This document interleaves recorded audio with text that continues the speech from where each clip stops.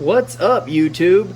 Today we will be replacing the rear brake pads on a 2012 Honda CBR1000RR. As you can see, my pads have pretty much had it. You can see it's pretty much fully extended right there. And there's very little pads on both sides. So we are going to be replacing them today. Let's get started. Alright guys, let's get started. Alright, tools. You're gonna want a flat tip screwdriver, a ratchet with an 8mm socket end, and of course brake pads. I'm using the EBC brake pad, double H. These are real good. There's the part number right there. First thing we're gonna do, we're going to go ahead and loosen up this bolt right here.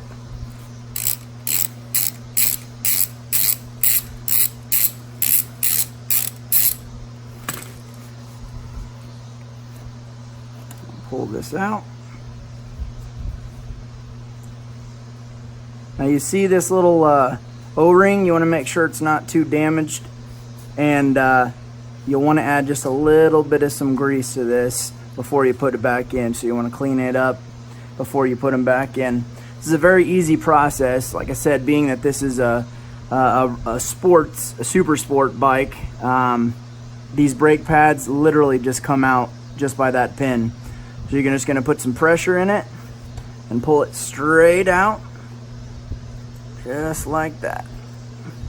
Now once you get them about halfway out, something that I like to do, if you can get in there and see, let me get my light here so you can see it better, is I'm going to go ahead and I'm going to kind of pull back. As you can see how I'm compressing those, so I'm not damaging anything metal on metal. Yeah, you can definitely see how thin those were. Glad we're getting those done. And then you can push the rest back right with your fingers until it's flush. And then the same with the next one. You pull them about halfway out. Hi, handsome. We are. We're working on the bike. You gonna go get your tools? Go get your tools. You can help me. No. Oh, you don't? You want to just ride your bike? That's fine too. That's my little helper there. All right, you go for it. All right. All right. Everything looks good there. I'll go ahead and get the new pads in.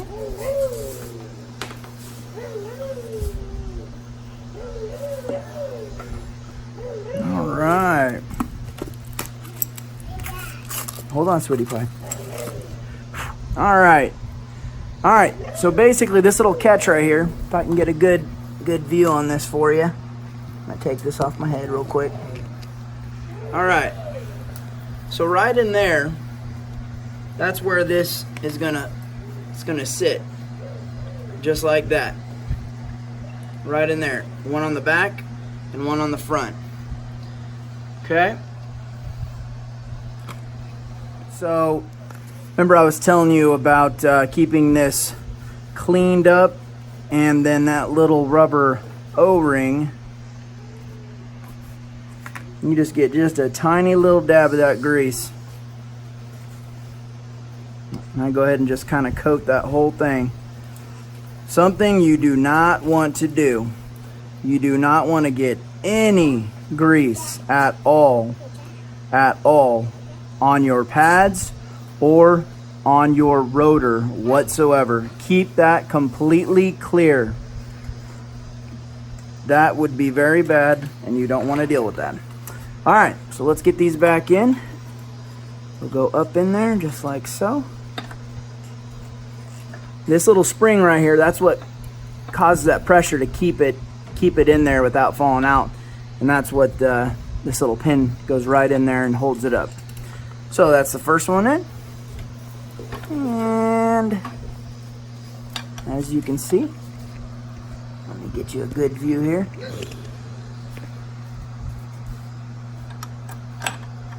And right there's the second one.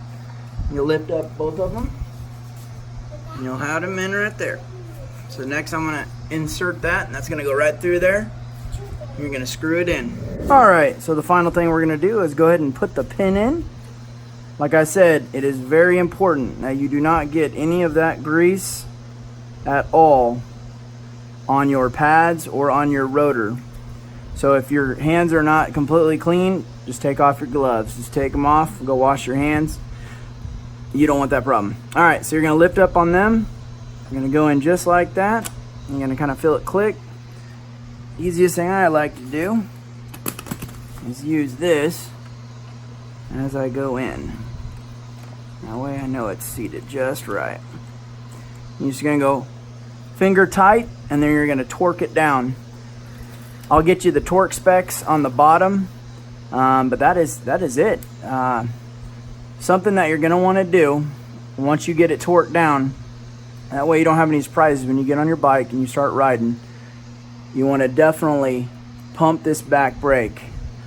You want to make sure all the fluids are running through the reservoir and everything, and that it's going to your caliper, and that way you will stop when you push that brake.